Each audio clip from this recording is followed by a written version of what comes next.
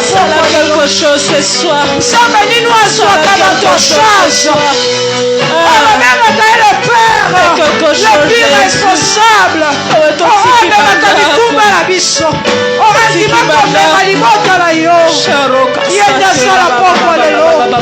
Adorons notre Dieu. Aussi qu'elle ait place la pourquoi le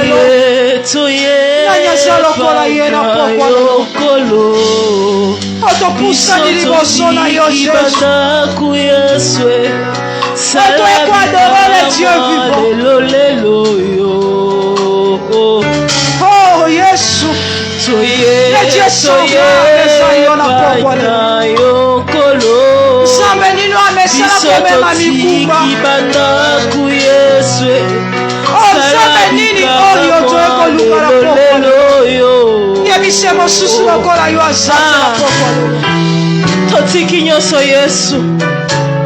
Totiki misala. Yebise la libota la ngai yo kaka. Totiki ba contrat. Oh soki yo te ngai mosusu.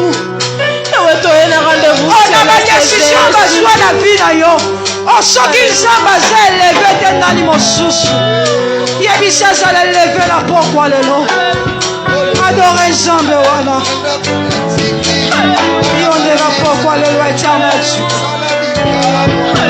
Ko adore yo mosusu lokola yo azate. Toye baina yo kolo. Bisoto tiki bandaku Yesu. Salabika mwa lelo lelo yo. Yahweh toye baina yo kolo. Yahweh bisoto tiki bandaku Yesu. Yahweh salabika mwa lelo lelo. Lobite lelo.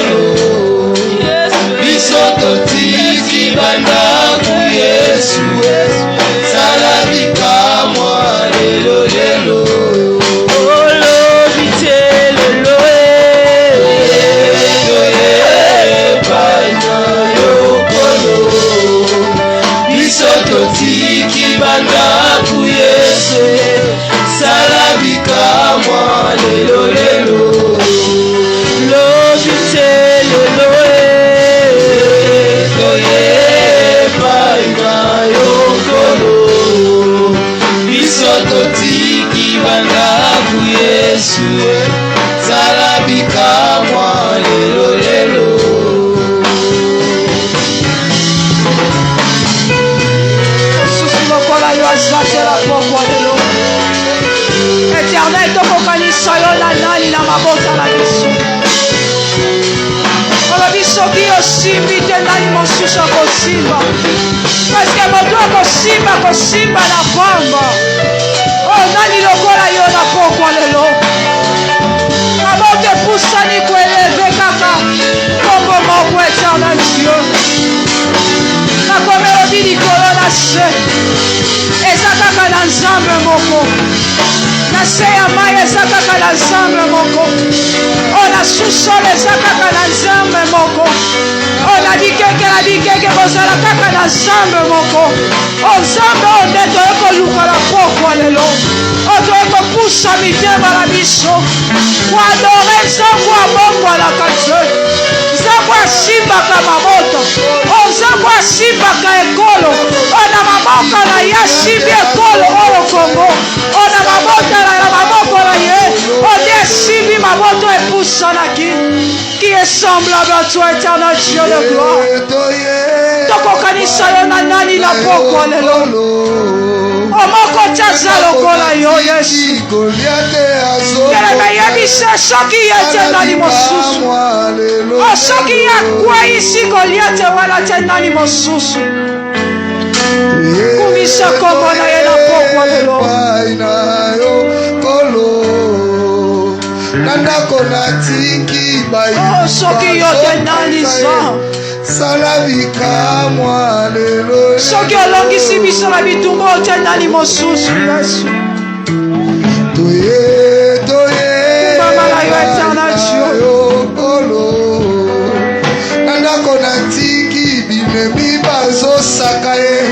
osala bikamwa lelo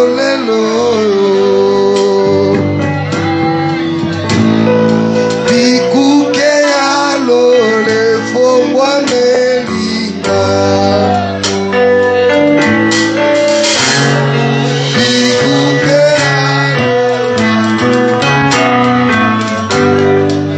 Alléluia. Bikuke ya lole fombwa melinga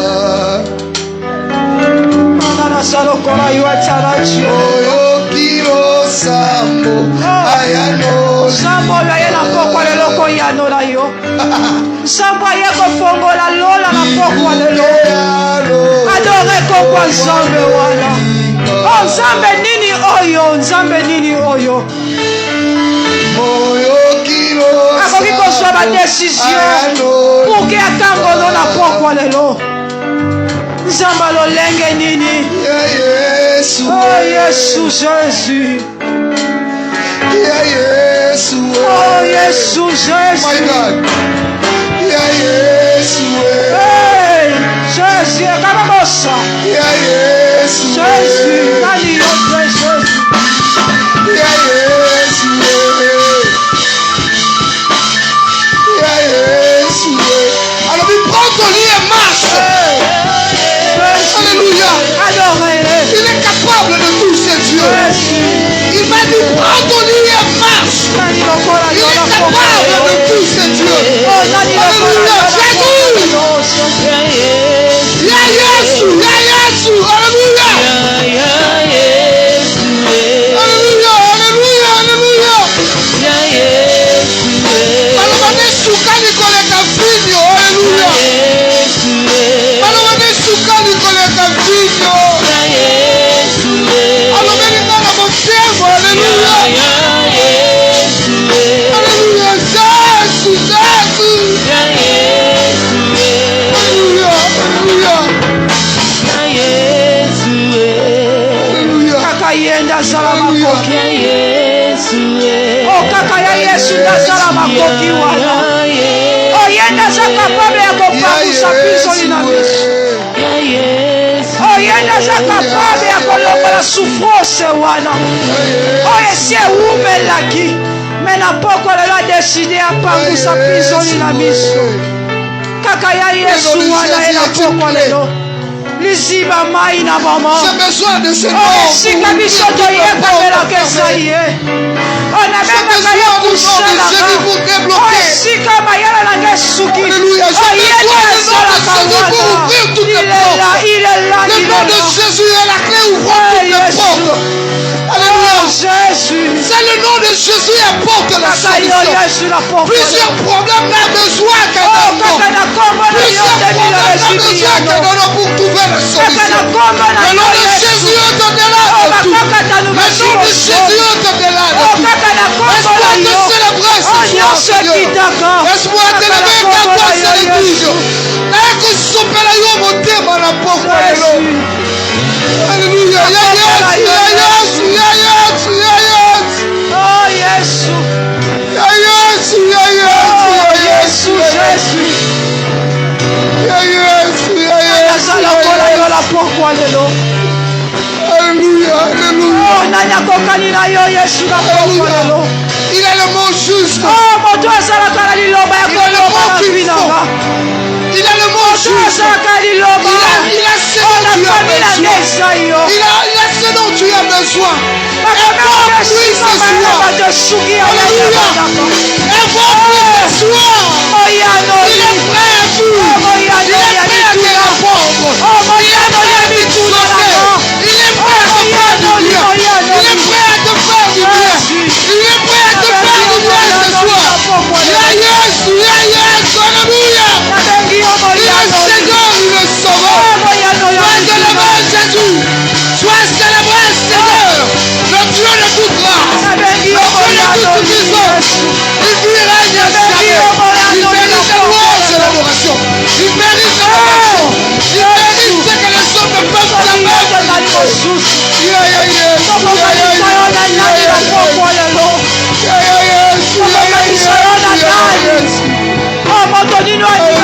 kozwa soni na nga.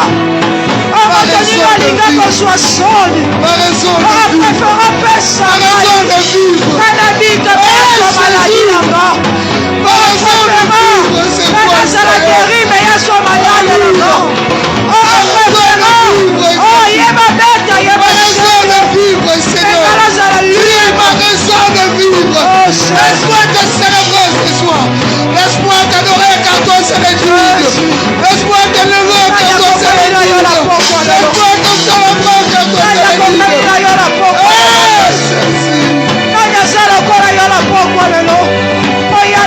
Dieu. Oh mon ami Jésus. Oh mon ami.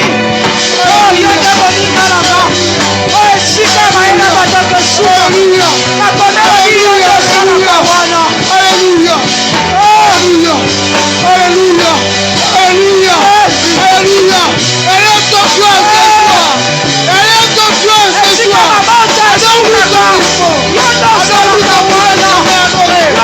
Élève-lui comme il a jamais adoré. Yondo koma apuya mamoto. Yondo koma kusea mamoto. Yonde Yesu. Soki yote. Mamoto oye kosuka wapi. Oh papa soki yote. Oh mamoto esangani na poko lelo. Ekokende wapi. Oh Yesu. Soki yote. Enga ero yo na morgue. Soki yote. Me ero yo na kapela. Oh soki yote Yesu. Me ero nazala kati ya kunda. Oh soki yote Yesu. Me ero nasala opération. Oh soki yote Yesu. Me ero nga baoseka nga. Oh Jésus. Oh moyanoli moyanoli. Moyanoli ya mituna. Oh esika mabote epusalaka. Oh ye nazalaka moyanoli na biso. Namengaka yo yonde kitalatala langa. Oh nzambe nini oyo. Oh mesala kolakisa. Oh lobi ata makambo ebombami. Oh meya yaka lakisaka. Oh asukaka wana te. Oh amemaka yano na problème wana. Qui est semblable à toi Jésus. Oh koma baninga ya bamisusu. Oh esika bamisusu. Oh babungisa bami. Oh meyo koma bami na bango. Oh koma papa ya bamisusu. Oh yango tobengaka yo le papa le plus responsable. Oh tu es mon papa le plus responsable. Oh ozwanga esika bato babwakanga. Ce soir, tu t'attends à quelque chose. Oh esika bato bayinakanga. Oh certainement tu as des problèmes. Certainement tu as des problèmes. Certainement tu as des soucis. Alléluia. Certainement tu as des soucis. Tu t'attends à quoi ce soir? Ne sois pas un spectateur. Alléluia. Adore ton Dieu.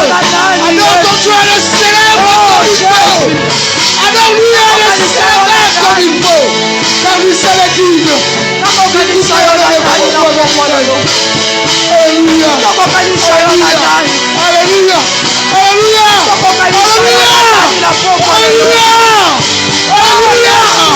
Alléluia. Change l'atmosphère ce soir. Change l'atmosphère ce soir. Change l'atmosphère ce soir. Alléluia. Change l'atmosphère ce soir. Change cette atmosphère, Père. Et que cette atmosphère soit l'atmosphère d'adorateur. Cette atmosphère soit, Yahweh, l'atmosphère d'adorateur. Et qu'une personne t'adore comme il faut. Et qu'une personne t'adore. Peu importe la position. Peu importe la position qu'il faut. Et qu'il t'adore comme il faut. Et qu'il t'adore comme il faut. Et qu'il te célèbre comme il faut. Tu es qui? Ozadonai na pokwa lelo. Yonde zovarafa la pokwa lelo. Yonde zambwa simba kama mote zayo. Yonde zambwa simba mboka Congo. Yonde zambwa memaka libération na mabota la biso. Indique ton chant, Jésus. Qui est semblable à toi, Jésus. Toyeba nzambe mosusu te. Oh, tobona nzambe mosusu masuka. Mais seul toi, Jésus. lelo namona yo ayoka yo na basango yawe on entend parler de Qui toi est semblable à on entend toi? parler de toi Le Dieu merveilleux, Seigneur. on va l'entendre Oh, yo parler de des toi hommes malades. ce soir je vais te Oh, sortir yo des hommes malades. Yo des hommes malades. ce soir alléluia Yo des hommes malades. La pauvre alléluia Qui est semblable à toi? alléluia alléluia alléluia Oh, yes. alléluia il est Dieu alléluia Madame, on va résister cette colère à Congo là. Saint-Boyo.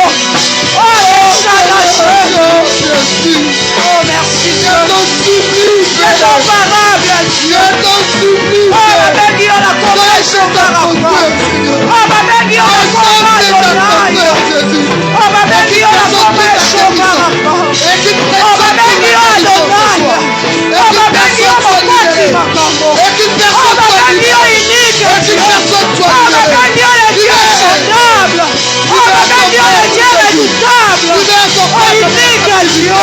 Oh, Dieu, mon combat dans la pompe de l'eau. libère ton peuple Seigneur C'est comparable à Dieu. alléluia alléluia Il est incomparable Dieu. Yende mutame makabo somi na libota. Il est le Dieu qui délivre. Il est le même. Il est le même. Aujourd'hui, hier, éternellement.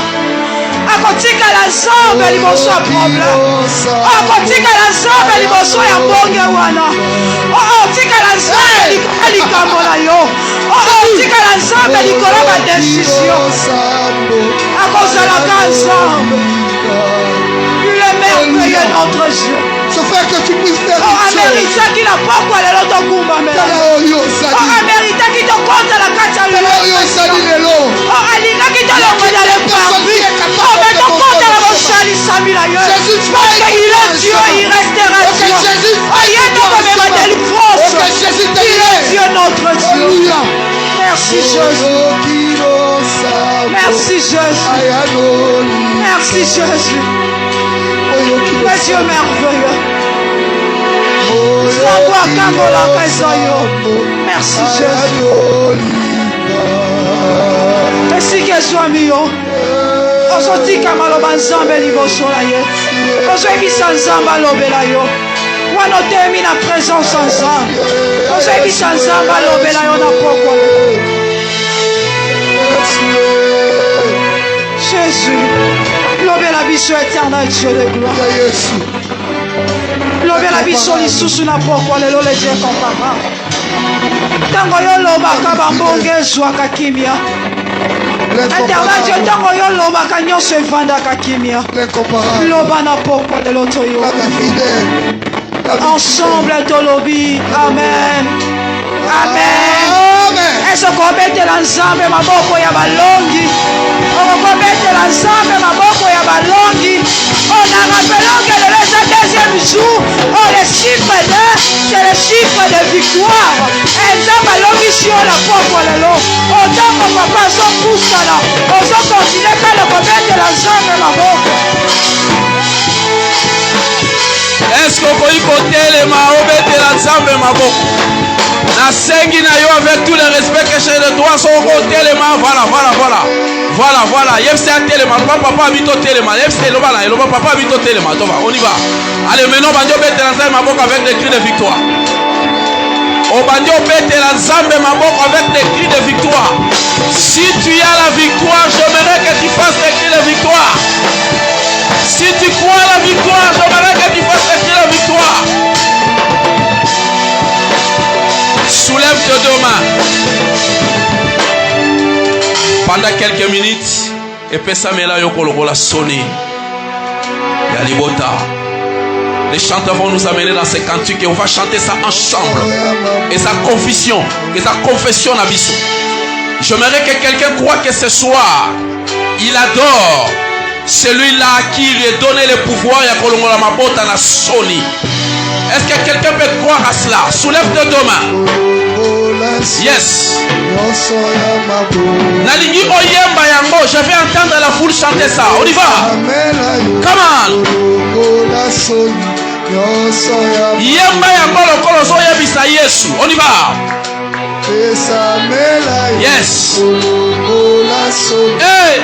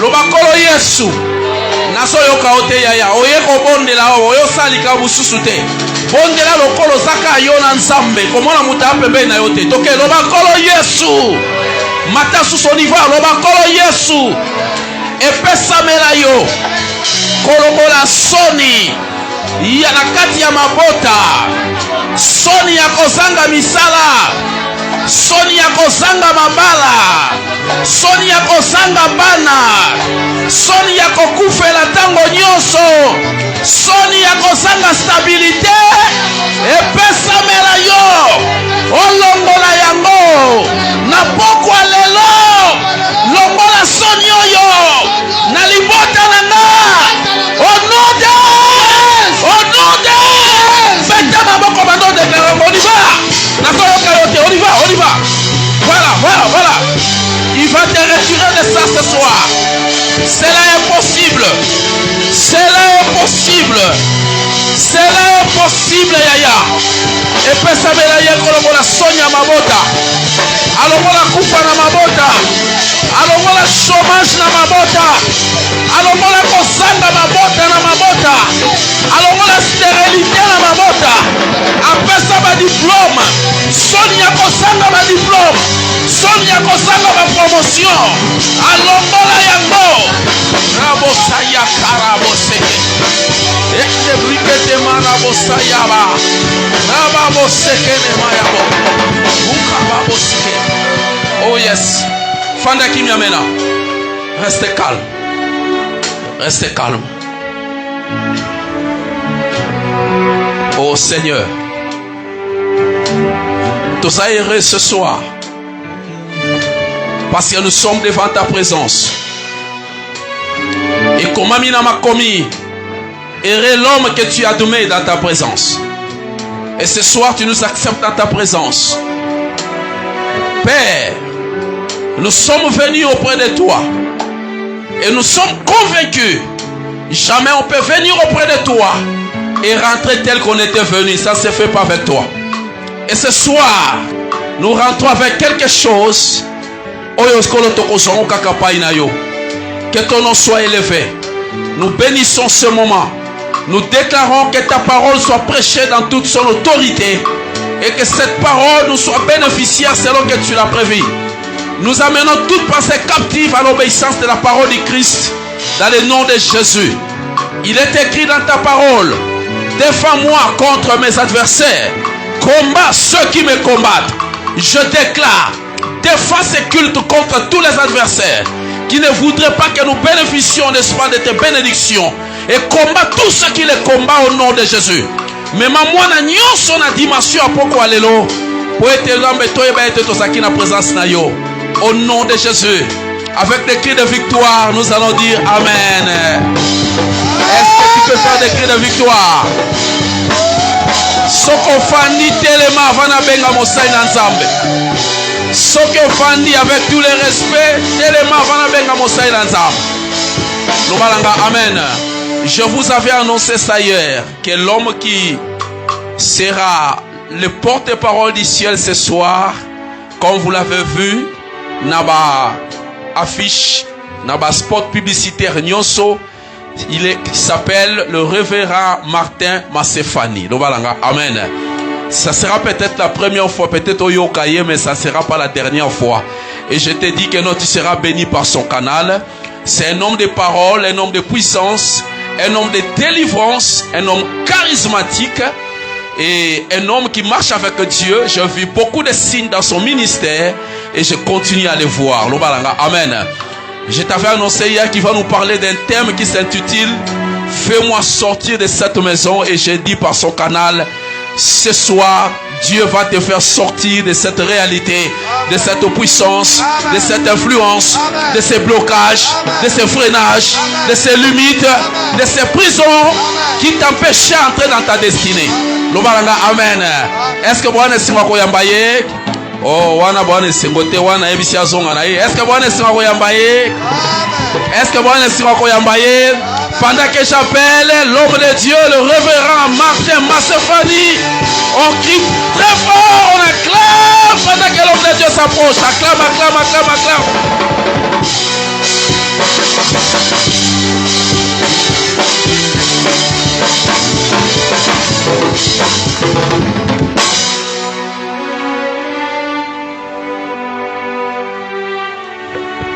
Shalom à tous.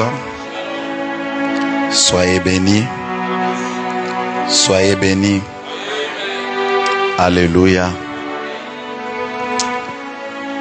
Nous disons merci au Seigneur pour tout ce qu'il a fait. Tendre Père, nous venons devant toi. Juste pour annoncer la bonne nouvelle. Accepte-moi sur cet autel qui m'a été légué par mon ami. Seigneur, que je sois un canal puissant, vivant, que je fais sortir des choses venant de toi, que ce peuple soit animé par ton esprit, rempli de la sensibilité et de la disponibilité. Bénis ce moment que nous voulons passer devant ta présence, que ce soit un moment glorieux, au nom de Jésus, que nous avons ainsi prié. Merci Seigneur Jésus-Christ. Amen. Libosoto Fanda. Si on peut m'aider avec la lecture. Dans le livre de Genèse chapitre 40, verset 14.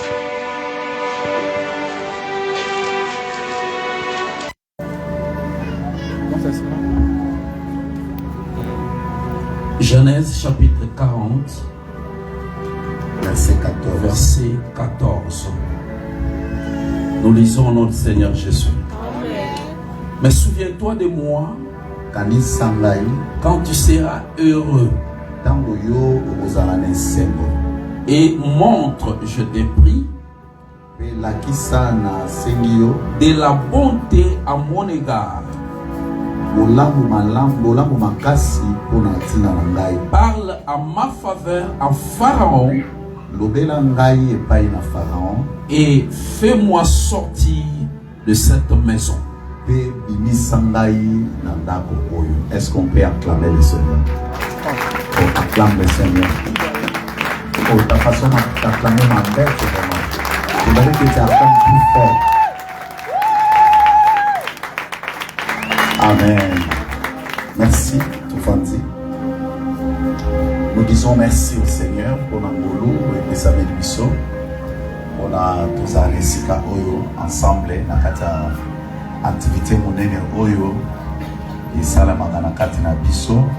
Et nous remercions une édition Oyo tous à la parmi les orateurs. Voilà pourquoi j'ai dit merci à mon ami, mon frère, mon révérend, Paul Matilda. J'aime beaucoup, merci vraiment pour la confiance. À Sélénaï, Bironaï, C'est un homme que moi j'ai confiance et puis je reconnais le ministère de ma valeur. Amen. Hein? Oh, alléluia. Et merci aussi à tous les collaborateurs et puis merci Nayo aux présents à Ténesika Oyo. Je sais que nous avons passé un moment merveilleux dans la présence de Dieu.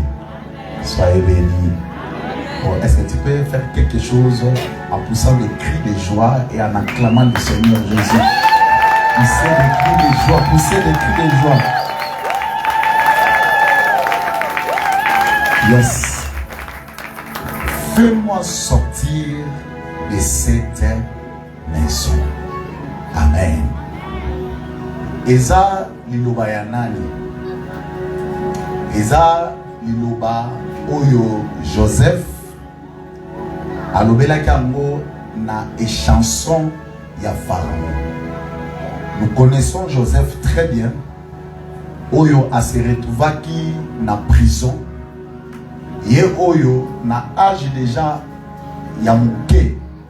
Vers l'âge de 13 ans, 14, 16 et 17 ans. Il a reçu des révélations. Oyo elakisa qui est destiné na ye. Ndenge ekoko sala. Et après un certain temps, comment bandekonaye na jalousie, baluka iba bomaye, jusqu'à ce que baiki kote kaye. Alléluia. Joseph azalaki na destiné oyo falaki akamba batu. Falaki azali kolo ya batu. Parce que na moko ya ba révélation na ye amona moi na sanza na ba étoile ezobumba milai. Mais subitement akeko se retrouver na kati ya prison. Et prison où Joseph a se retrouvé qui et ça va d'abord na mboka na bangote na mboka mopaya. Deuxièmement, il a qui prison où il a qui à haut niveau. Babenga ko prison ya Pharaon. Et batu babana ko kota wana bazaki batu babana ko commettre ba crime à makasi na kati Égypte. Ne babana ko kota bangokuna. Et la plupart ya bato bakota prison wana mingi bakufa parce que ça là qui prison au final où il y avait que l'exécution ya koboma bato. Mais toyebi mwana mobali oyo na ndako papa na bango atikala kolimbola ndoto te mais abandaka kozwa bandoto. Mais tant akomi na prison wana likabo ya bandoto ya kolimbola bandoto fumwa melie baleti asali ndoto et chanson pas sali ndoto tamba yeba na ye a interpréter bango ya baleti fallait ba bomaye mais ya chanson fallait ba bimisaye ne Joseph tango asilisi ko limbola ndoto ne azoyebisa et chanson oyo makambo oyo azosenga ya lobi lorsque tu seras heureux na ba terme hébraïque baza ko utiliser terme oyo hérité mais ça ko peut sortir à moko ba bengi restaurer. Lorsque tu seras restauré, lorsque tu seras rétabli dans tes fonctions, lorsque tu seras rétabli à ta place, lobele langai pour na mboka oyo nazana mutute nazana avocat te lobela ngata e pa Pharaon parce que muto akotisanga awa aza pli gade seul muto akoko lombola makambo muto wana e aka Pharaon lobela nga amen à bien. Mais bien aimé, Joseph s'est retrouvé dans une maison qu'on appelait la prison. Azo senga lisungi, azo senga intervention, azo senga aide pour la koloba. Fais-moi sortir de cette maison. Loba nanga amen à bien. Lelo na pourquoi lelo Je t'annonce déjà une bonne nouvelle. Il y a une personne qui sera sortie d'une maison.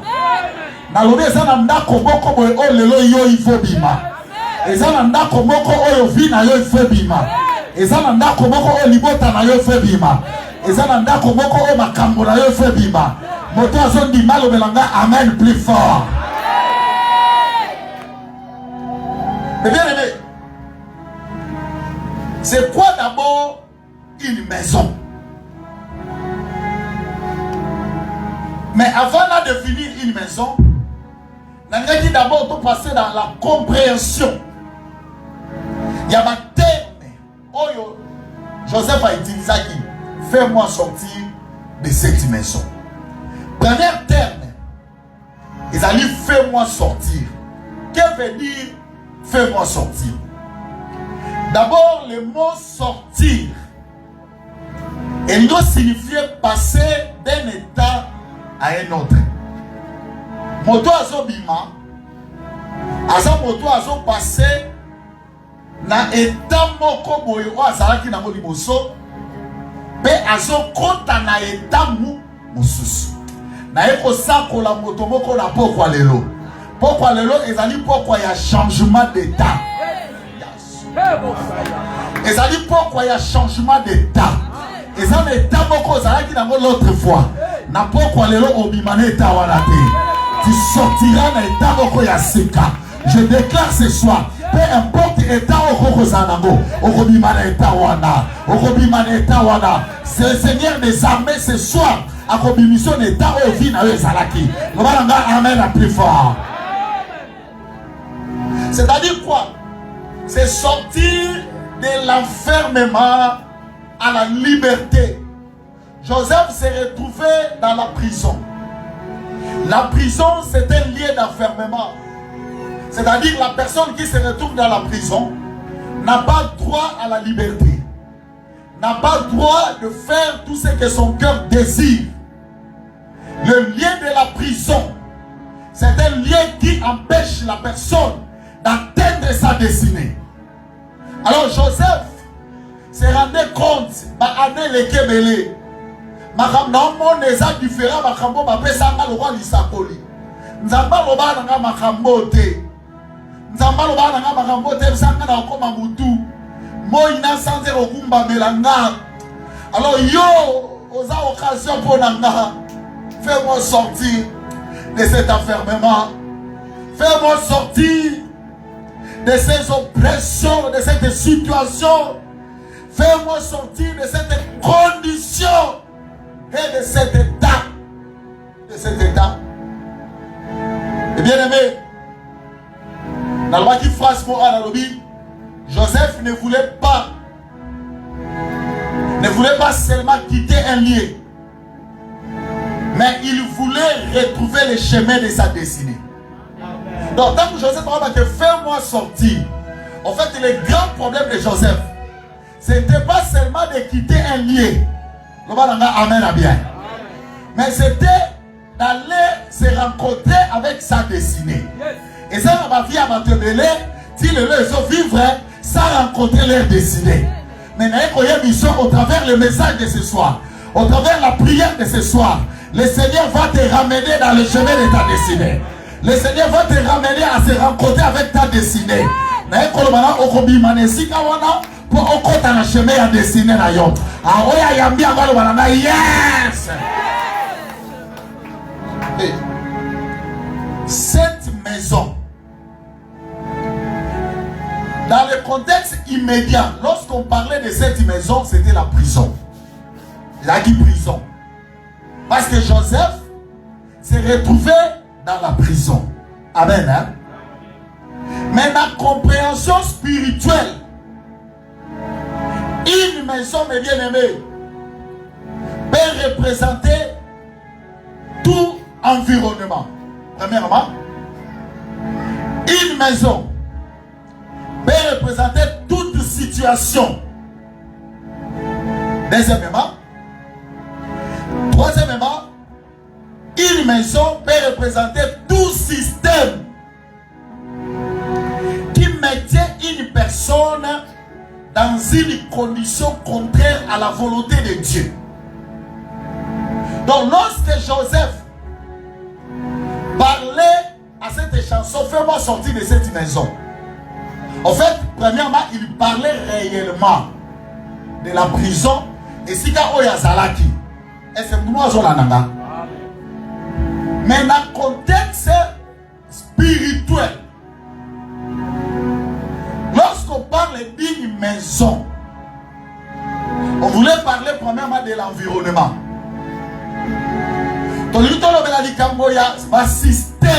Le système.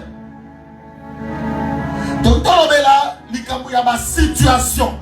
Donc, la maison peut représenter un environnement qui empêche une personne d'atteindre sa destinée ou de vivre selon la volonté de Dieu. Est-ce que tu me comprends? Je me fais comprendre, hein? Soyez bénis. La maison détermine les systèmes. Mais bien aimé, il y a des systèmes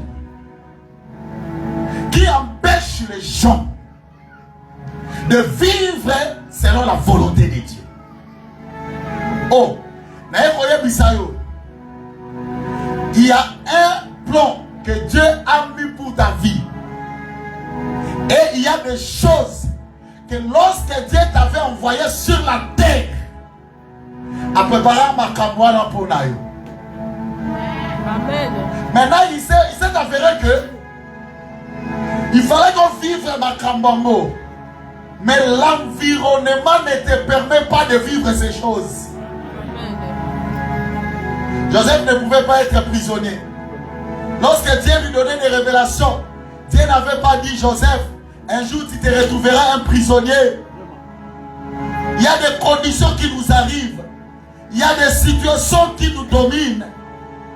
Il y a des états auxquels les gens se retrouvent aujourd'hui.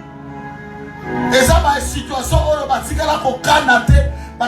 imaginer, on va raisonner. Mais les lots, ils ont mettre dans l'état. Dieu ne veut pas qu'il va demeurer dans l'état. Joseph, fais-moi sortir de cette maison.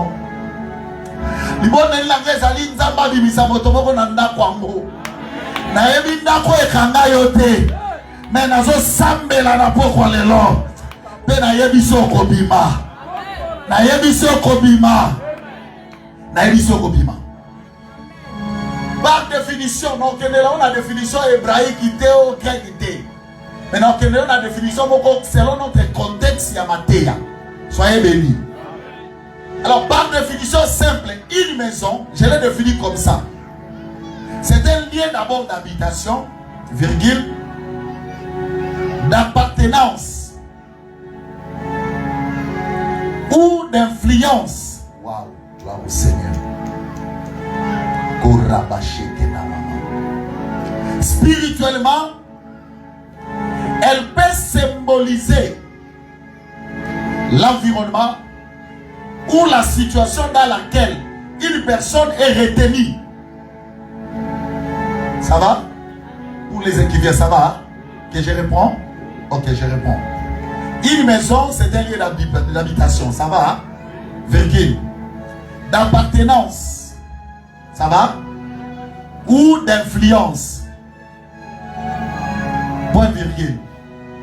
Donc, lorsqu'on parle d'une maison, c'est d'abord un lieu d'habitation. Vous comprenez? Mais comment Joseph compare la prison à une maison? Parce que comment est-ce à revendre? Place à comment revendre Yangoana. Une maison, c'est un lieu d'appartenance. Je vais expliquer ça dans le corps de la matière. Et puis une maison, c'est un lieu d'influence. Pourquoi j'appelle un lieu d'influence? Lorsque moi, à Botamaka, dans l'hôpital, oui.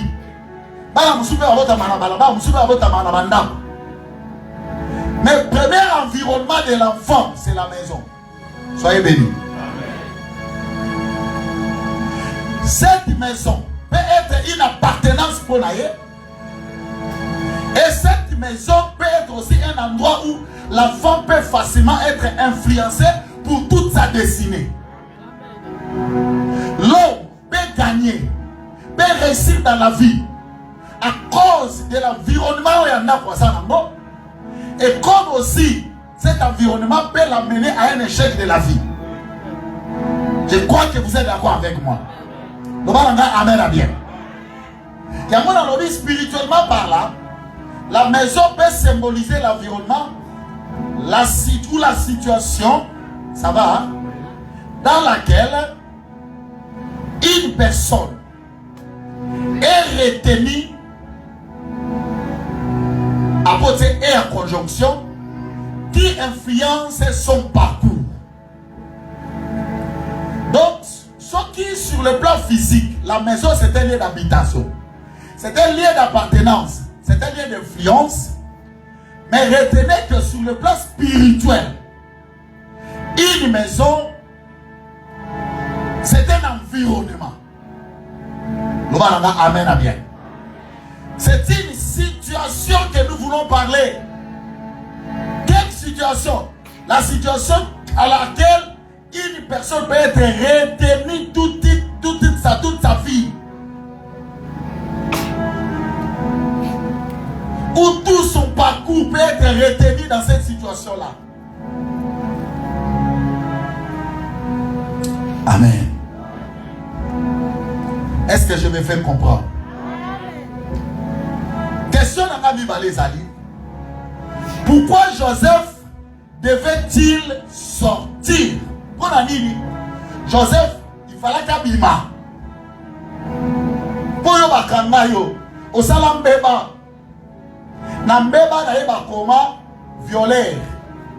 Et puis violeur, il n'y a pas ma pambate. Il a osé à violer la femme de Potiphar. Or, la Bible me dit, Nana yo toyebi. C'était d'une manière injuste que Joseph s'est retrouvé là-bas. C'est-à-dire, Joseph n'avait rien commis comme étant crime. Oh, il était innocent. Voilà pourquoi sa prière devait avoir de l'impact. Son souhait devait avoir de l'impact. N'a pas quoi le na épée pour na ba innocent moko. Batomo ba botama na famille ba senga ngote. Ba botama na ba couple ba senga ngote. Ba se retrouver na bandako ba senga te. Mais le col la famille est sacré. Ba boya pe famille na te ba vanda na ba famille wana. Mais seulement la situation, l'environnement, la réalité est bloquée bango et kanga bango bato wana nde ngana ye na pokwa lelo avec un mandat de le faire sortir de cette dimension. Bato wana nde ngana ye na pokwa lelo na etinda bina nzambe pona bimisa bango na ndako wana yango na yeko loba na pokwa lelo mokile lingate okobima baloye lingate okobima bandoki balinga te okobima atama te ba barrière ndenge na lobi na pokwa lelo okobima. Tu vas sortir parce que vous êtes innocent. Tu ne mérites pas cet état, tu ne mérites pas cette situation, tu ne mérites pas cette condition de vie, tu ne mérites pas cette situation de vie. Na lobi okobima na pokwa lelo balinga te okobima. Attends, je suis conscient, mais par la grâce de Dieu qui m'a envoyé dans ce lieu ici, ce Dieu-là va te faire sortir dans le corps. Akobimisa dans le corps. Akobimisa dans le corps. Le bon qu'on a nzambe kosimba yo poko bima dans le corps. Le bas dans le corps. Oh, le bas dans le corps. Le bas dans le corps. Na lobi nzambe akobimisa yo na. Amen. Première raison. Parce que cette maison n'était pas sa destination. La destination de Joseph est à la Mokonzi. Akamba soleil, Akamba Santa, Akamba étoile. Mais Mokili était na katanda komoko pour la royer bisaye. Vina yo suki awa. Mais bien aimé, il y a des gens qui vivent dans la situation, qui vivent dans la condition, que le monde et mettre bango na position koye bisaye osuki awa na koye biso na poko lelo osuki wana te. Hey Jésus. Joseph ne savait quoi faire. Il n'avait pas un avocat. Il n'avait pas un appui. Il est comme au paya. Namboka ya bato. Témoin zalaka te. Non, Potiphar. Moi, si la honte est il s'est retrouvé là. Comme toi aussi. Oye bakate. Pour la nuit, tu es en train d'échouer. Pour la nuit, tu na yo bitumba na bitumba. Pour la nuit, ma problème, oye la kayo tango nyonso. Pour la nuit, ozo sibir, makambo ozo sibir. Oye batina te. Na yo koye la pokwa lelo. Nzambe na biso. Anzamba ma réserve. Anzamba ma réserve. Anzamba ma réserve. Quand on a 4 prison, il a utilisé un homme. Vous savez que cet homme, lorsqu'il était parti, à Bossana Joseph. À Bossana Joseph. Mais un jour, Dieu a créé une situation. Dieu a créé un événement. Oui, c'est là qu'un événement, on a trouvé sa solution à Zalaté. Je prie ce soir. Peut-être que vous avez des aux gens ma condition sont passées. Aux gens les bâtiments volant babo sanayo. Aux gens les bâtiments volant babo sanayo. Na sambeli na poko lelo. Nzamba bevenema. Nzamba ba circonstance. Nzamba créer comme occasion. Nzamba que le rappeler batorana. Ataba sundola ataba bosanayo. Dieu est capable de les rappeler les choses que toi tu as faites dans le temps passé. Au jour d'autrefois, tu avais commis de bonnes choses. Tu avais fait de bonnes choses. Tu avais aidé les gens. Tu kana pourquoi lelo bola mwane ganga. Bola mwane ganga. Tu seras sorti de cette maison à cause ya makambo wana.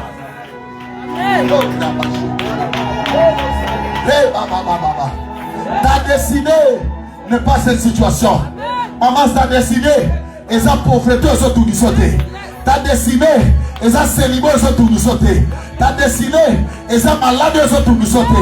Ta destinée est sa échec autour du sauté. Ta destinée c'est une autre chose. Ta destinée c'est une autre chose. Ta destinée c'est une autre chose. Le Seigneur ce soir te fera sortir de cette maison. Dans le bon niveau ligateur au Kobimba. Tu sortiras. Amen. Amen. Deuxième raison. Parce que certaines maisons limitent la destinée. Yaya. Pour et ça n'a et limite la destinée. La prison, c'était un lieu de stagnation. Un lieu de limite. Donc, il y a qu'à limiter vie à Joseph. Il y a des maisons qui ont limité ma destinée à Batebele. Batebele va au Bongate. Batebele va s'avancer parce qu'il se retrouve dans une maison où il y a destiné. Il se retrouve dans une condition où il y a destiné. Wow. Naobi na bandelia pas pour la famille. Ami na coûté la moura bon.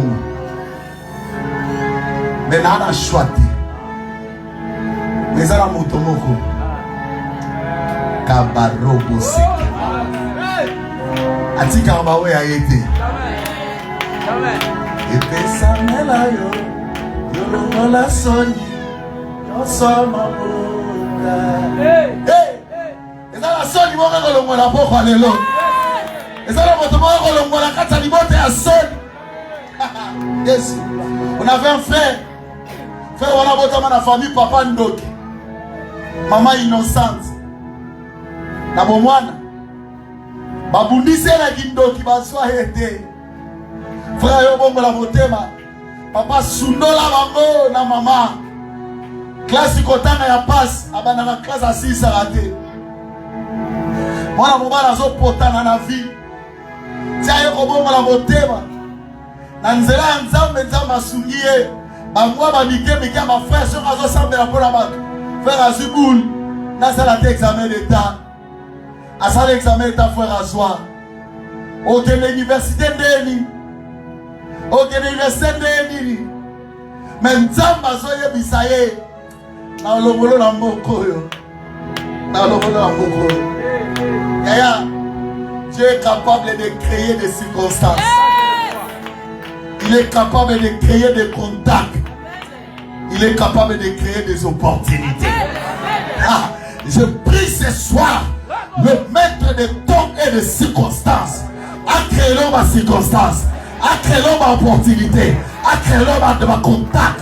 Même si tu n'as pas un appui dans ta famille, mais que le Seigneur, à cause de sa grâce, à cause de la grâce, à répondre de Sika, à cause de la grâce de l'homme de Dieu, qui est ton Père spirituel, à connecter un bateau vers le chemin de ta destinée. Cette chanson, ne connaissez pas Joseph, mais il a rencontré Joseph dans la prison. L'assemblée n'était maison et kangayu. Au coup de la paix, on a moutou moko. On a autant là pour supporter. Alors on a aidé. Alors on a sunga. Na sungo mais na lingote. Ça dit quoi? Madame Bal Moussa sunga, madame Bas pas linga comme c'est moi si na yo. Mais hier aux gens va donner ko lingo. Malobi te na s'intéresser na lingote, mais na s'intéresser na fungolo porte. Pour yo okende obonga. C'est possible avec Dieu. C'est possible avec Dieu. C'est Dieu là qui l'a fait avec Joseph. Peut le faire avec toi. Peut le faire dans ta famille. Peut le faire aussi d'une manière individuelle. Vous savez quoi? Ce frère là aujourd'hui, il se retrouve en Europe. Il a changé même nationalité. A comment vous voyez qui ça zozonga? A somi baba pam. Mais baba non va na pas ma famille. Là c'est pas ma maman. Ne plaît pas non va. Mais Lélo,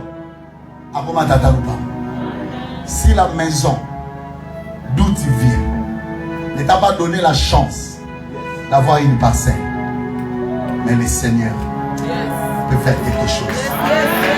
Peut faire quelque chose. Qu'est-ce que signifie maintenant la maison? Oh Jésus. Kolo Sungabisu. Qu'est-ce que signifie la maison? Alléluia. Alléluia. Premièrement, la maison au sens littéral. Hein?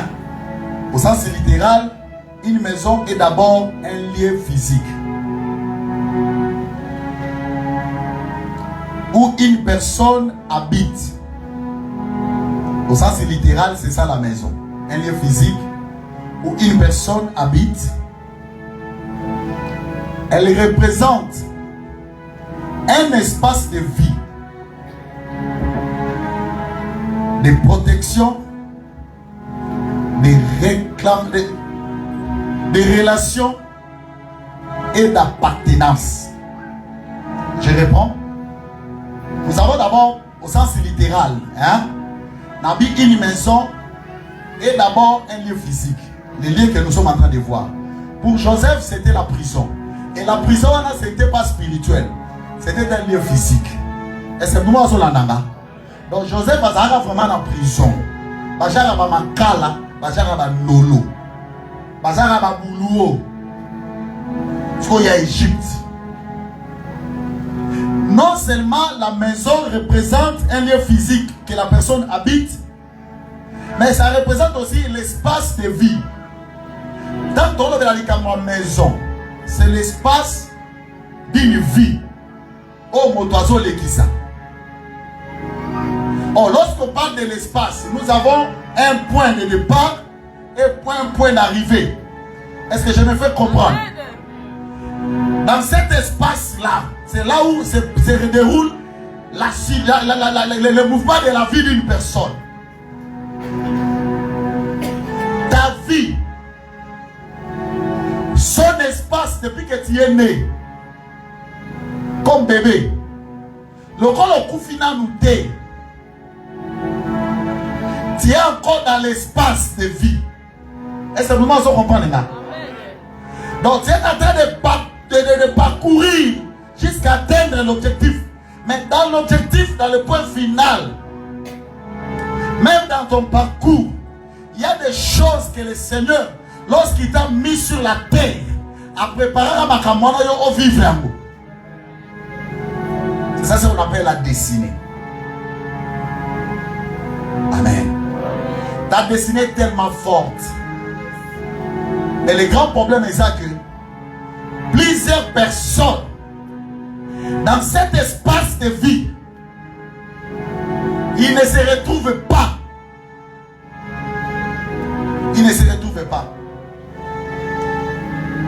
Nalobi, non seulement représente un espace de vie, mais un espace de protection. Mais bien aimé, une maison, c'est un espace de protection. Pourquoi toute personne qui se retrouve dans la maison, il est sous l'abri. Il y a ma bébé, il y a ma vent, il y a ma tomabé, il y a ma miyibi. Dans le contexte spirituel,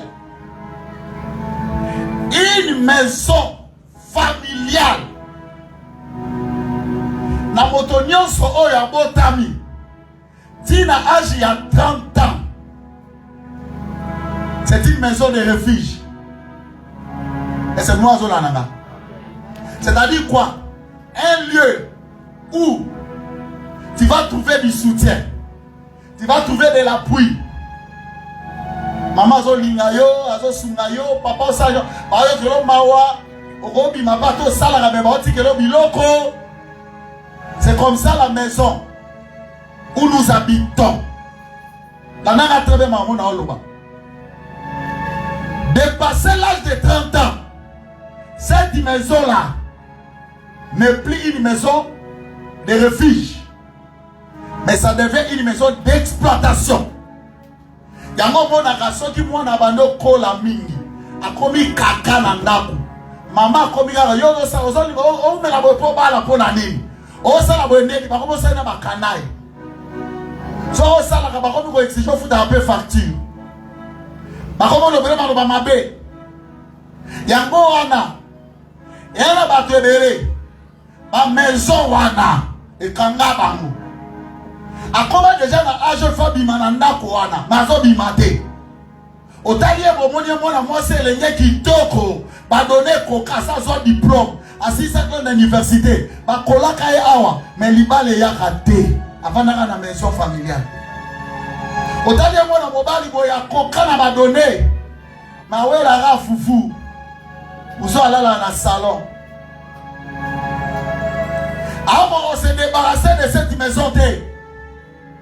D'ailleurs, na ekolobela yo le sika oyo.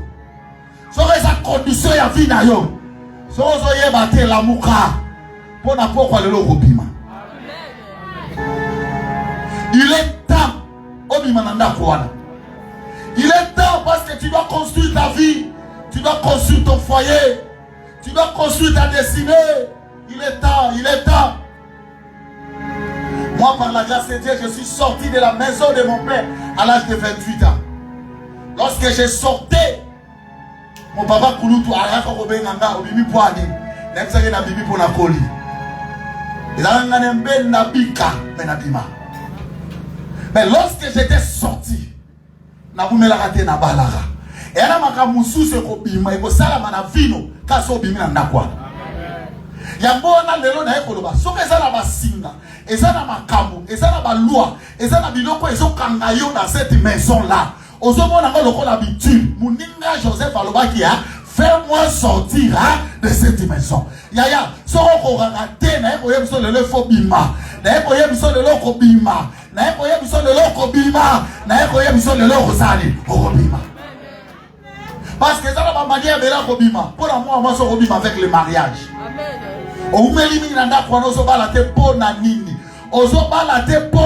Dans cette maison, il faut bima. Tu dois aller construire ton foyer. Comme déjà un homme. Yaya, je t'annonce une chose. Pour toi, il y a ça va arrêter à ta la vie a un retard. Mouto aboti na âge à 22 ans, bakokani na mouto aboti na 30 ans. Bakokani pété na mouto aboti na 40 ans. Tala. Et bien, il y a un moussou bavé na moussou Abraham Masala pour botter na âge avancé. Pour mouto aboti na âge normal, il deviendra un jour un ami de ses enfants. Et bien, à gérer bien. Mais il y a un robot à moi, dans 60 et quelques. Moi, j'ai un bébé. Si moi, j'ai un anniversaire, je suis 80 têtes. On va se foutre les sous-classités. Moi, je suis obligé de me débrouiller fin année. Et penses-tu que cet enfant aura la joie de la vie? Il y a un moyen de se faire. Si jusqu'aujourd'hui, tu te retrouves encore dans cette maison physique, hein? Il faut que tu manalobi na yo.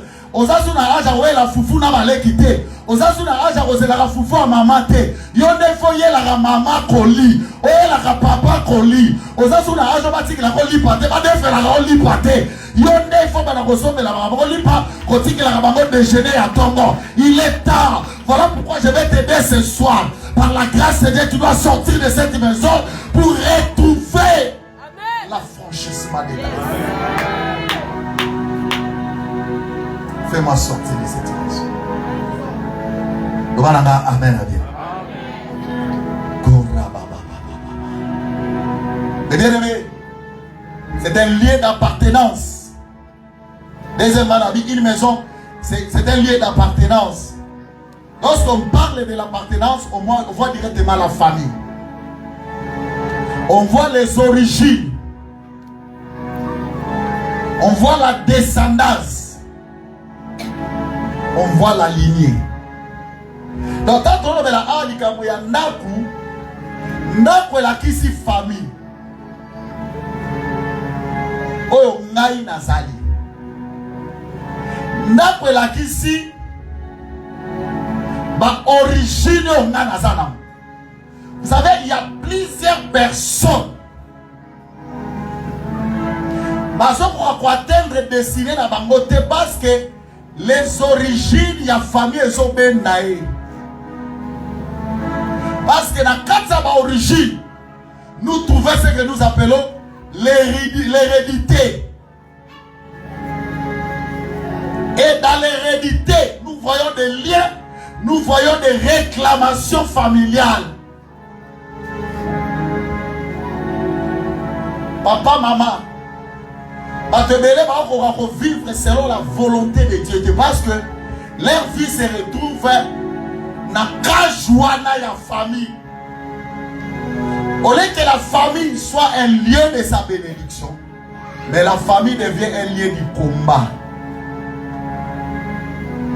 Un lieu du combat. Il y a des familles sur le plan héréditaire. Bana mibali babonga te kabana basi na ba famille mususu bana basi babonga te babala te basenta bango kaka. Ça c'est la famille. C'est une maison.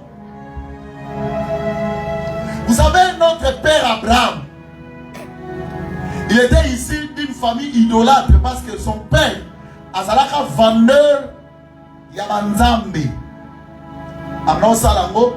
Voilà pourquoi même Abraham Basalanga va voyager belé. Et vous allez remarquer que dans leur famille, Bana Liboso, Baba Tika Robonga, c'est pas Abraham Mangamo Liboso. Il y a un Liboso à Koufa avant, et puis à Bongate. Il y a des maisons familiales. Oh, Bana Liboso Babongate. Bana Liboso va vivre toujours des combats. Vous savez pourquoi? Parce que Bana Liboso va avoir une influence totale. Il y a papa et maman. En réalité, il y a combat et les deux familles. Et va dans l'icône bango. Voilà pourquoi la porte est là. Si on a mon Liboso, tu ressembles la peau na yo. Obi manakata kaja maison wada. Abraham, moi Liboso na manga bongate. Oye kolandisa mwana na yeta abili Isaac aboti bana mibale Esaü na Jacob. Yaya, déjà dans l'ibuma maman, Jacob a vu kaye. Et bon a vu que, aye bise kaka. Na famille na biso to yeo. Bana goso abongati. Tikela nganzela. Bible le bibo ba bi makanga lokolo.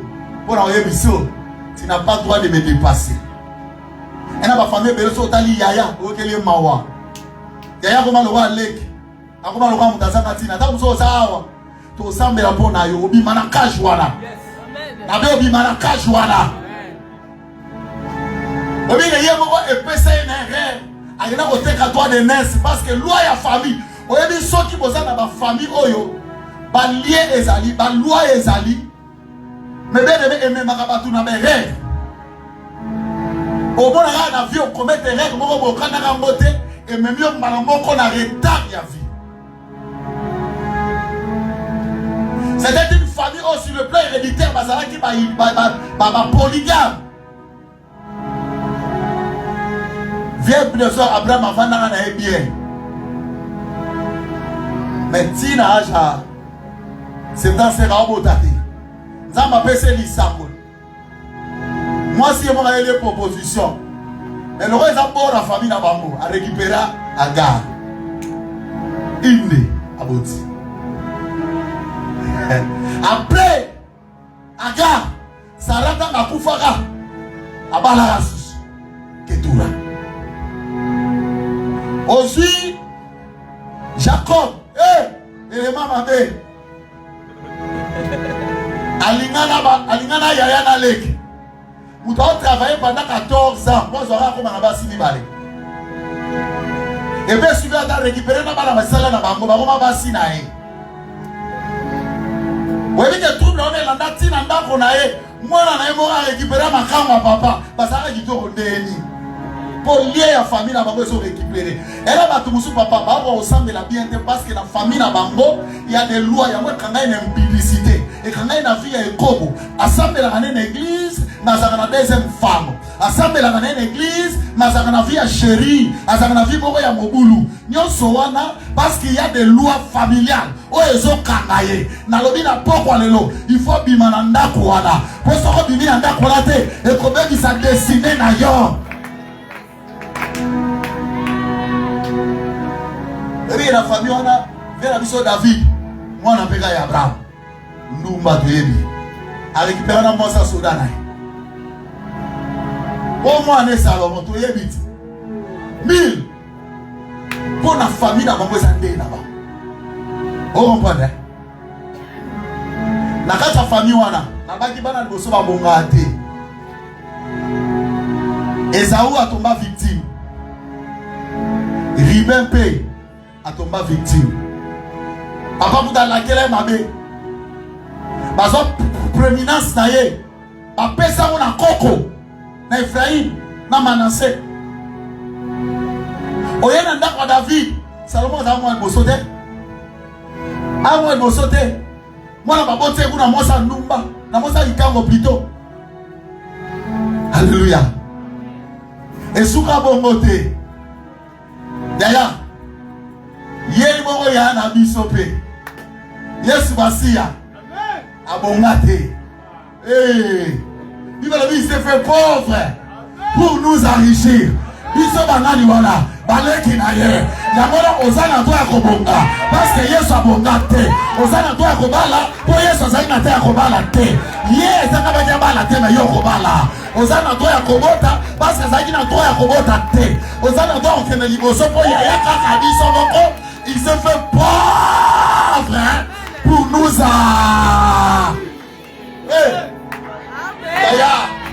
Yaya comme un pauvre. Pour nous tous en aussi. Yamana, tu as le droit d'être riche. Tu as le droit d'être riche. Yaya, tu as le droit d'être riche. Sur cette terre, il faut vivre le mot quoi tata. Il faut vivre mon âme tata. Il faut vivre ma merveille à tata. Une maison. C'est un lieu ou un environnement qui peut affecter une destinée. Joseph avait compris qu'il s'est retrouvé dans un environnement Oyo destiné na ye comment qui affecté. Il était toujours sous oppression. Mais j'imagine cet enfant passait des temps malheureux. Il passait des temps malheureux. Parfois, on va dans un canisa. Chez Rob, il y a plusieurs tuniques, papa peut ça. Mais ça va condition, nous sommes allés dans la cola.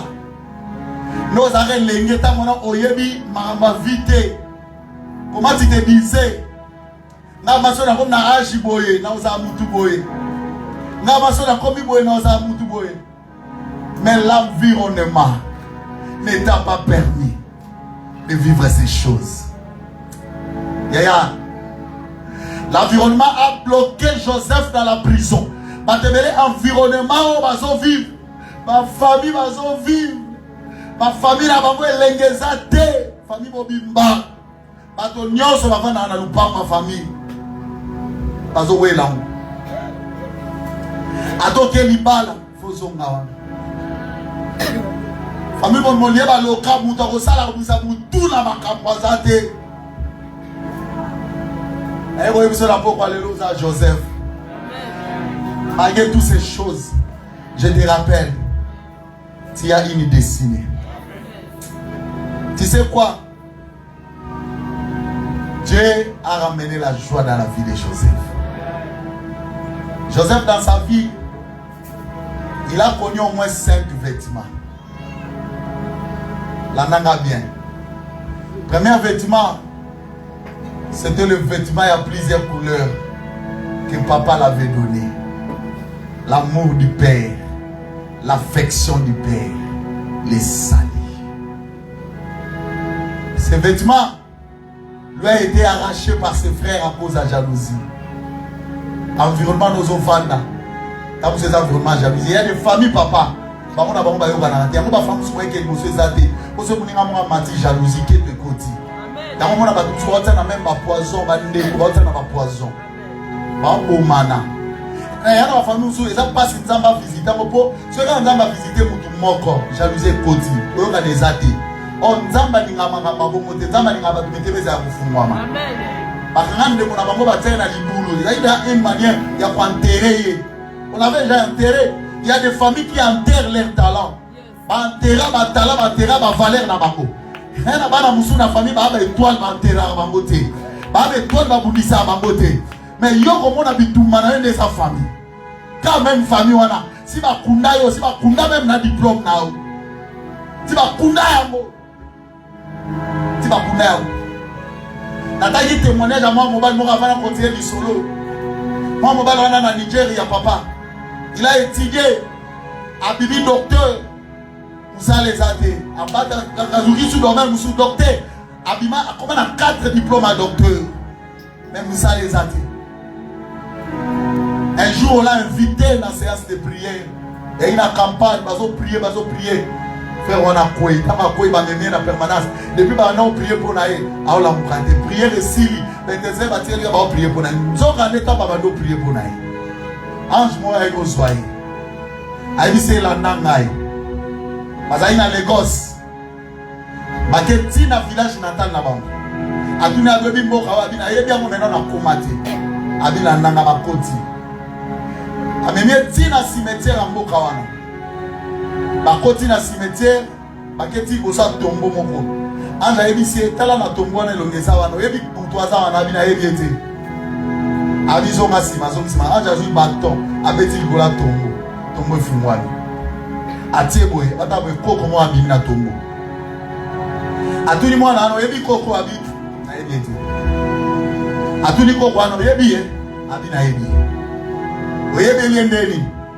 Abi azali mwana ya mwana ya mwana ya mwana dans son 6e génération.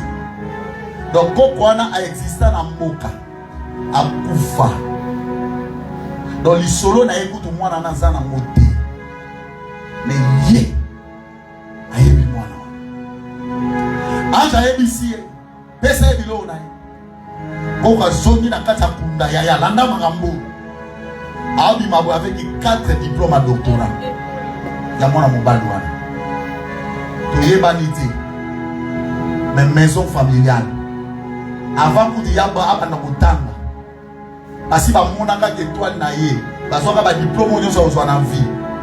Pourquoi tu as un diplôme? Tu as un diplôme. Et il y a des gens qui ont parce que ma cambo ya diplôme na mo zo musali ate pour parce que kunda yango momo moye le zate possible kunda yango libara moye le tete parce que c'est pas kunda yango. Voilà pourquoi tu dois sortir de cette maison. Cette maison c'est le cimetière de la famille. Cette maison ils ont passé plus fort bima na bifo bima na banda kuana.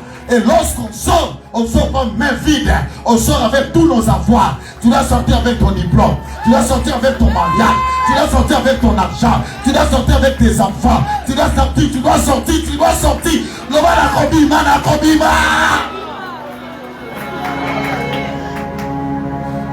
Bateka Joseph, tolo polele, na lingwanda. Bamema banzela désert wana bongo. Ça c'est l'humiliation. Il y a des maisons qui humilient les gens. La maison familiale, c'est un lieu d'humiliation. On les a menés à l'humiliation. Vie à son mené, à mériter vie. La vie que tu mènes, tu ne mérites pas cette vie. Tu dois sortir de cette maison. Et bien aimé, comme il y a des marchandises, et il y a des marchandises. Bateka milibala no bateka étoile na yo bateka talent na yo yango moyen na milieu ya marchand normal aux en valeur des athées parce que oya yo bateka yango ça c'est la maison si bateka yango na pokwa lelo toko panza ba wenza butu amen nalobi na pokwa lelo toko panza ba wenza butu wenze nyonso bateka libala na yo wenze nyonso bateka santé na yo wenze nyonso bateka même partie ya nzoto na yo il fait panzana. Comme on a appelé l'amba ya prisonnier deuxième habit. Et la marana c'était l'esclavage. Il y a des maisons qui contraignent les gens à l'état de l'esclavage. Eh bien, l'état de l'esclavage, c'est l'état de la servitude. Plusieurs personnes vivent dans la servitude. Tout ce qu'ils font, et ça leur rapporte un avantage à Batuboro. Ils ne profitent jamais dans Mongo Yasalama. Mongo Naya passe. Mutoki na ezobi mazobi sabe fort bandia angote a bénéficier en angote ba bibemene zo bénéficier nango ba santé hôpital les bénéficier nango ba pharmacie zo bénéficier nango ba tsafi na condition wana so osuka mbongo bana ba beli osuka mbongo condition mo beye lisolo mo ma be continent ndako. Voilà pourquoi tu dois sortir de cette vie. Amen. Et reste pour lui cet habit là. Et tu as un homme Potiphar. Autant pour moi, ça Potiphar, Dieu crée des circonstances. Dieu a créé une circonstance. Pour nous voyez que ça, ce n'est pas ta maison. Nous avons créé nos circonstances. Abli Misayo. Mais bien aimé, moi, ça Potiphar a tiré un élan dans la bambou. A Kenda, il se sous torsidi, dans la cachot, dans la prison. Dans la Komikuna, balati élan sous. Quand tu es élan, élan est prisonnier. Il y a des gens qui sont habillés dans l'image de prisonnier. On est libre, mais c'est un prisonnier. Il y a des maisons comme ça. Un prisonnier n'a pas de droit, n'a pas de décision. Il a des devoirs. Il y a des gens qui n'ont même pas pour tout. Ils ont un kinyate. On a bien été. On a un compliqué. On a un doto. On a un boutou. Obali na luté, mais tu te retrouves avec Mibali na boutou, na basi na boutou, na zemi na boutou. Il y a des choses, il faut refuser ça dans la vie. Alléluia. Quand on a en prison, parler à l'autre, et chanson l'autre, Alimbo l'autre. Ça ne me pas Pharaon. Pharaon a dit qu'il va y soigner. Bakuta na ngana mokonzi. Mais là-bas, va prisonnier. Bazoye basukole bakate suka koma pauvre. Bapesa elamba moko alata. Kwa ça la rencontre 4 mais quand c'est là-bas Wana na benga kango elamba mo binyango la provisoire. Dans la vie, so di nzamba zo memo vers ta délivrance. Et ça m'a ramsou nzamba vous permettre ça dans la vie na yo. Et alors razo ki so solo, alors so ka ku. Pour pe mo ate so nzamba ba no pambola yo. Sinon ton repère de Moïse ya liboso. Après so libala, c'est pas la fin. Devant toi il y a encore une gloire. Il t'a donné le travail, c'est pas encore la fin. Peut-être que l'homme il faut qu'on m'en bénisse. Mais tu es dans le parcours. Il y a un côté comme il y a un yote. Comme un anzelate. Gardez don na yo, gardez talent na yo. Joseph a gardé son talent. Malgré l'attaque, il a bimi la porte à prison. Il n'était plus prisonnier. Mais il y a qui sortait. Il y a un makamuso qui va sortir. Vous comprenez? Ok, sort et bon, pas ta main qui nous a mené dans la réserve. A comment il bosse à Pharaon. Dans ma interpréter l'auto. Dieu a créé les circonstances. Dieu a créé l'opportunité. Pharaon est le guerrier. Azu a nous à la tissier. Azu qui a raté. Habite ne mérite pas ta vie. Azu est l'amba ya Kembo.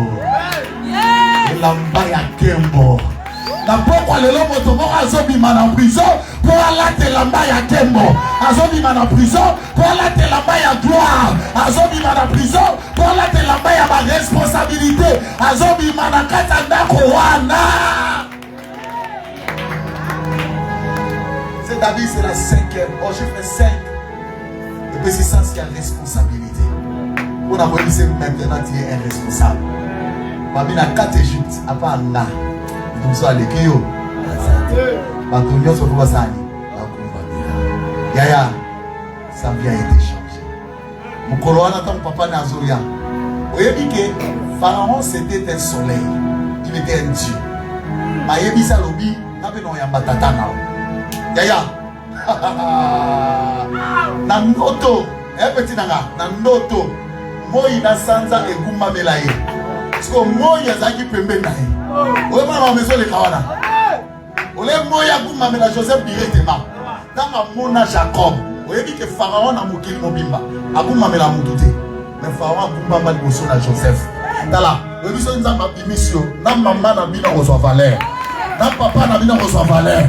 Ta famille aura une valeur à cause de toi. Il y a mon apport à l'élo bima. Na osambe la nzambe na ngala apport à l'élo. Abimisa yo na kati ya ndako wana. Il y a mon l'élo to buka bandako moko tele ba place osale. L'élo photo buka bandako moko peut te déclarer délivrance ya vie à motomoko.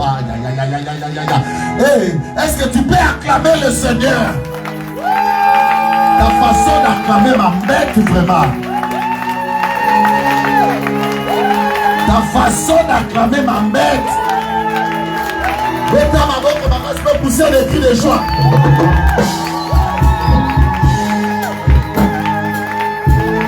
Ozobeta ma boque, ma la bouteille. Même ma boque, ma ozobeta. Les autres, ma bakate dans le monde à ténèbres. Car les ozobeta ma boque, ma bakate peut ozobeta dans le monde à ténèbres. Car les ozobeta ma boque, wana. Ma ndako moko peut ozobukama. Ma fondement moko peut ozobukama. Ma kapo moko peut ozobeta. Maintenant, beta ma boque, beta ma boque.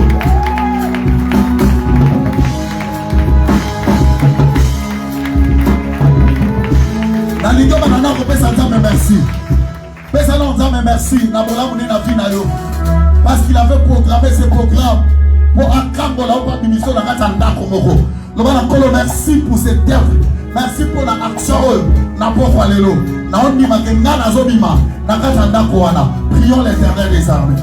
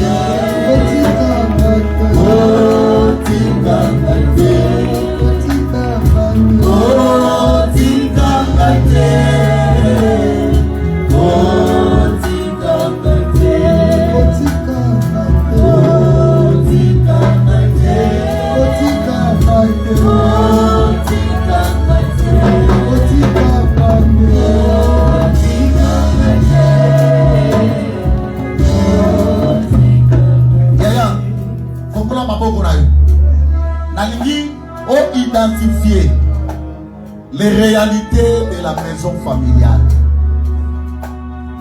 Quelles sont les réalités Oyo et Kanga Vina?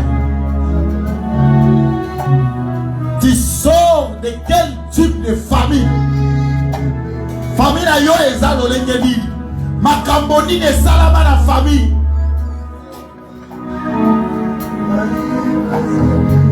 Quelles sont les réalités Oyo et animaka famille na bino? Quel genre d'environnement la famille Oyo bimela? Oh Jésus.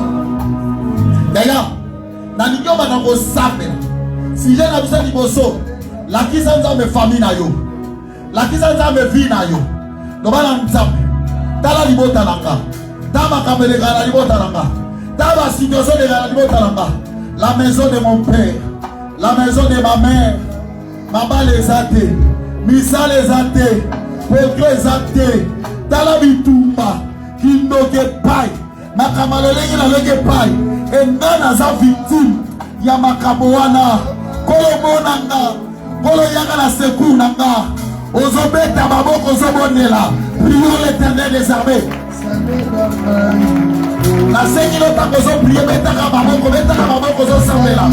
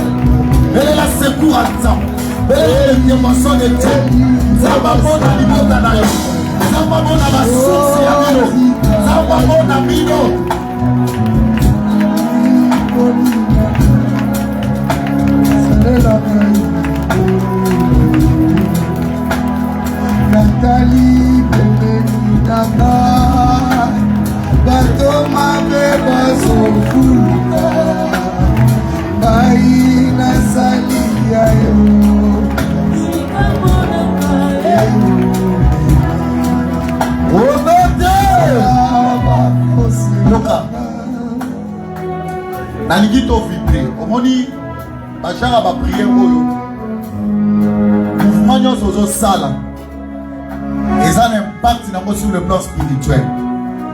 Si on a vu bêta ma boko bêta parce que ma boko on a besoin de constituer arme mobimba. La prière aux osala. Attitude aux osanango. Ça constitue aussi l'état de ta situation face à ma cambo zanango. Et bien aimé, si j'ai la vision liboso, yami balé plutôt todo sambela. Tozobe la moto ya nzambe. Et kita na ma maison na biso. Dans ma maison familiale, côté papa et côté maman, et localiser ma origine à biso, et localiser ma alliance, et localiser ma pacte, et localiser ma camo et salama pour éboulir à biso. Oh, ils ont la base, il y a ma bitumba na biso. Yaya, tu prier d'abord nanayo. Si maintenant on a dit kayo sambela, tant que tu prier. Na chaque sujet obeti maboko. Tant on a vu papa na komo na Yesu, obeti maboko papa na komo na Yesu. Toke na modèle wana. Est-ce que ozola nanga? Est-ce que vous ozola nanga? Papa na komo na Yesu. Osana ce matin. Papa na kombo na Yesu. Na pokwa lelo. Même matin, tanga kombo. Na yeli boso na yo. Kota liso maison de mon père. Kota liso maison de ma mère. Mouya na yo ya lola. Moto molimo mosantu. Relocalisé. Ma origine nanga. Kota papa. Kota mama. Nyonso esalama. Lokola ba pacte. Baza kitoki. Baza ba komba nanga. Oyo bundisaka vi nanga. Moto na yo. Etumba. Etumba. Etumba. Etumba. Etumba. Odote. Alebeta maboko. Elela moto nzabe. Ebebisa nyonso na kombo na Yesu.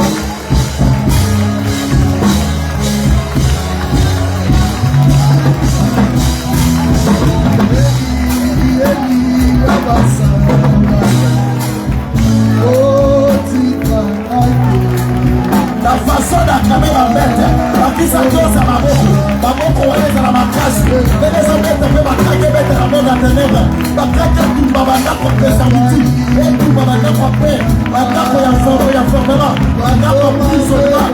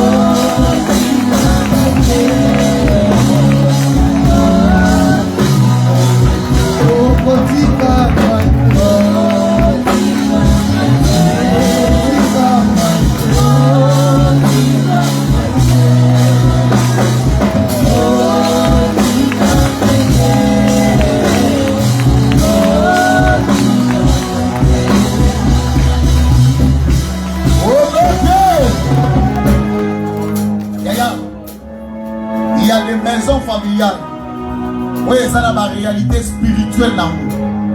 Oui, ça combattre. Ça a ma réalité mususu. Mibal va bombarder. Mibal va sacrifier ma vie à Mibal. Kabasi bazo. Na ma famille musubasi. Va sacrifier ma balle na bango. Comme si on a ici les chiens en famille à Bongo. Bato babala kateka kobota na fana kata kwa famille. Bato abima kape basonga.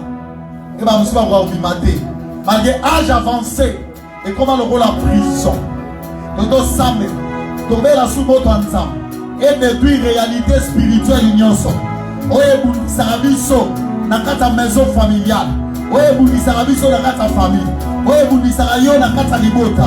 Ma réalité familiale, voilà. Oye kanga dessiné na yo. Et bouli sarabasi, et bouli sarabibali, et bouli sarabamamabala, makamani sala, et bouli sara. Fungola maboko na yo. Na 3, dimanche na me. 1, 2, 3, where you go? Beta maboko. Beta maboko sabe tupa yango.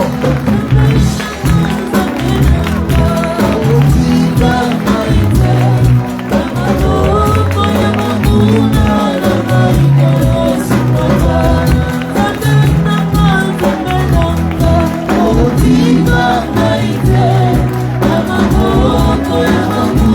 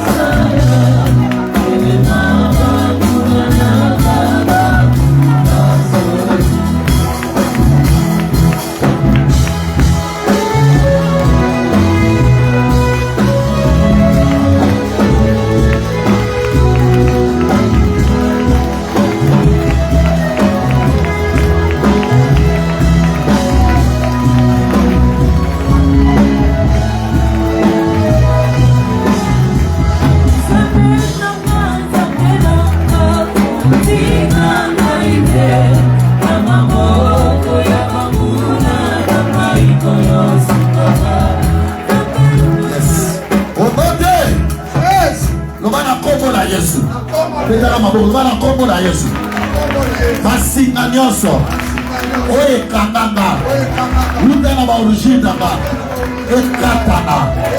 ekatana lwa nyonso oyo evandelanga oyo evandela libota nanga tobebisi yango prizo nyonso oyo batianga batia mbongo nanga batia mosala nanga batia bana nanga batia badiplome nanga ebima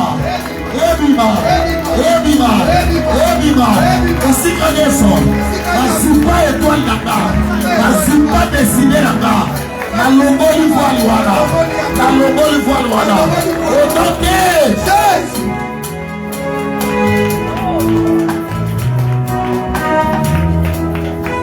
sikoyo nalingi obelanga moto aza mekota na kati na etumba tout ce qui n'est pas de Dieu oyo toza lié na makambo wana ezobebisa vi na yo oyo ememela oyo balibabe ememela oyo bamaske ya mabe bamaske ya libabe bamaske ya solo oyo erepusaka mame baopportunité mpo bamosika na yo obelanga moto ya nzambe tout ce que la famille l'environnement elatisa yo ezika elamba wana elatisa yo ezika au nom de Jésus beta maboko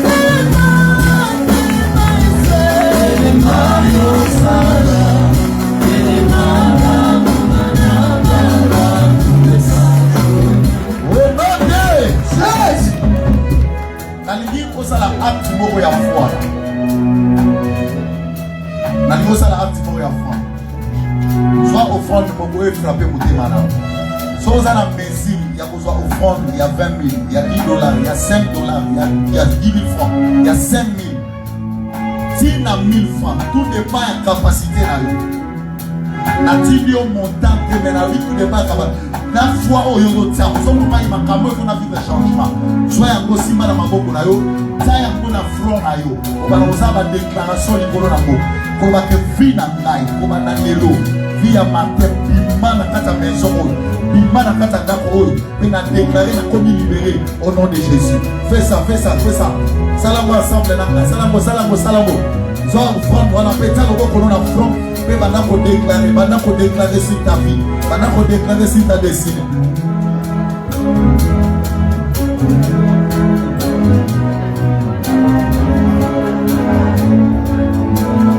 Déclare. S'il y a une maison, un environnement, une situation, oh aïda ça c'est de l'Ibadan. Un espace où la vie est banale. La Bible signifie la tout est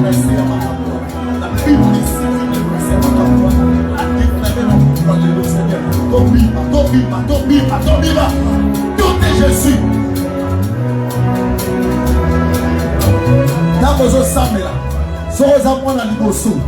Déclarer droit na yo ya kimona liboso lipamboli na yo ekokisama na acte opposé et que faveur à Nzambe tambola na yo par rapport à ces actes au nom de Jésus. Déclare.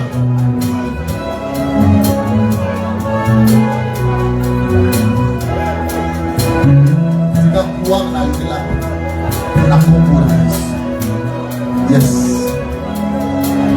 Au nom de la déclarer na pokwa lelo kobanda lelo okozala susu na ndako wana te sala acte a foi tant na ba bima osali eti osoto bini nalobi na pokwa lelo tika maison nyonso ya emprisonnement oye kanga ki vi na yo obima na kombo na Yesu loba na bibi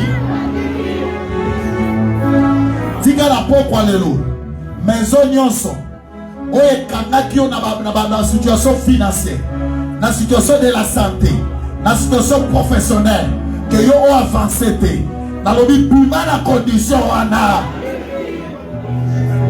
tika maison nyonso oye memaki mababe na vi na yo oye memaki kobanga na vi na yo oye memaki désespoir na vi na yo oye limitaki yo e memaki stagnation na vi na yo lelo na lobi bima na maison wana bima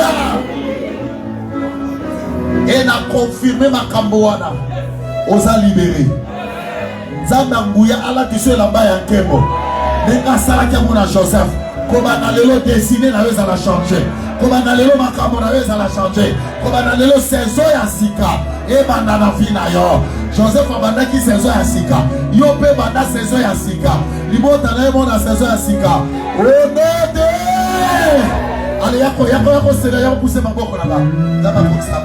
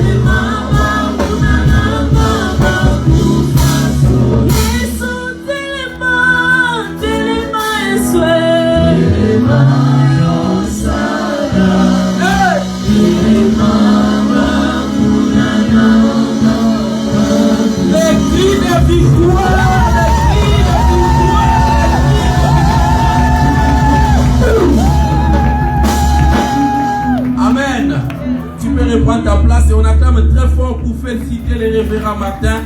Est-ce que tu peux acclamer pour le féliciter? Que Dieu le bénisse. À ça qui pour la biso un grand sujet de bénédiction. Nous allons amen. Dis-moi amen. Non, nous allons ensemble combiner. Nous allons amen. Je te dis les choses que mes yeux sont en train de voir. Je comprends que le Seigneur est avec nous. Nous mettons la main parce que nous avons intéressé. Ça déclaration. Nous sommes intéressés. Amen. Sans plus tarder, dans l'équipe annonce. annonce à Bosoto, tu peux s'amoter dans des coins, Bosoto, Yambaye, Bukolalelo. Si tu es là, tu peux seulement élever ta main, ça va nous faire la joie. C'est la première fois, merci bien-aimé. Qui encore? C'est la première fois, merci bien-aimé. Est-ce qu'on peut acclamer le Seigneur pour eux? Merci, merci. Bien-aimé, la souka bofa dans la baki tu as l'imoso, ne comment pas bosso anabino. Amen. Voilà, l'anda siko va communiquer. L'obéza 3e jour, Tokosalana, papa Jean-René Kibao. Je pense que c'est un fils maison. Au Yébindé Zambasa et la cahier. Tobinga cahier pasteur Jean-René Kibao. Mais la manière dont Dieu l'utilise, et comme Ratinda sœur, Motobégué prophète. Déjà, dans la onction activité, on est que je ne vois pas comment lobby a rencontré la dimension prophétique, je ne le crois pas. De la manière dont je sais que Dieu l'utilise, à rencontrer la dimension, quand les gens entrent dans la dimension prophétique, ils ont encore plus de temps. Amen. Dis-moi Amen. Ils ont encore plus de temps. Et voilà pourquoi nous faut tomber ça y est, tango et belé. Amen. À Kololabiso terme moko il faut l'intituler les hommes forts d'une maison. Ici, il va parler de la maison comme une famille. Dans chaque famille, il y a des hommes forts.